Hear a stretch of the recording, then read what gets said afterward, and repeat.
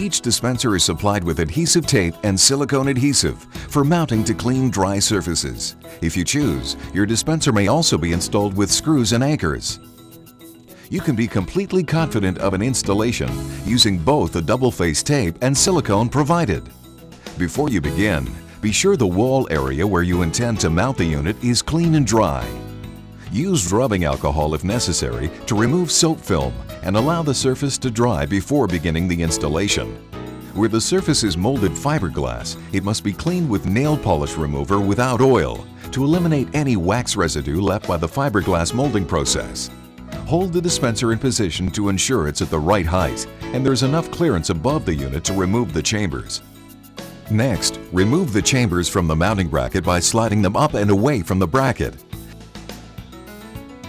Stick double-face tape to the non-textured rectangular areas on the back of the mounting bracket.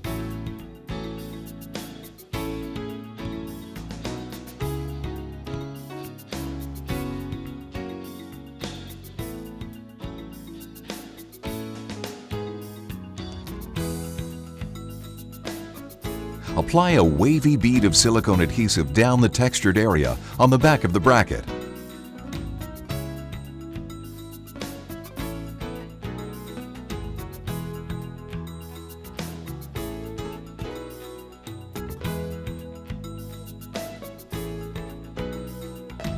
Be sure to use all of the silicone in the tube.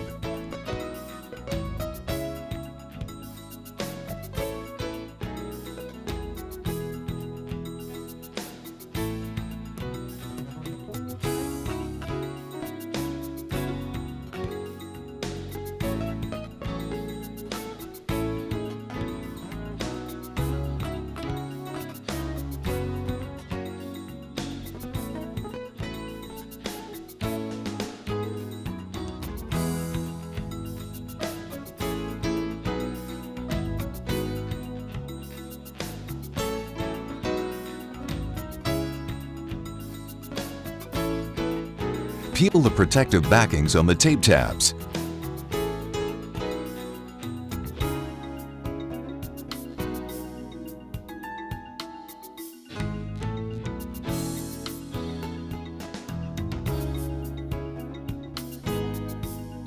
Press the mounting bracket into position and hold firmly in place for a minute to make sure the tape bonds firmly to the wall.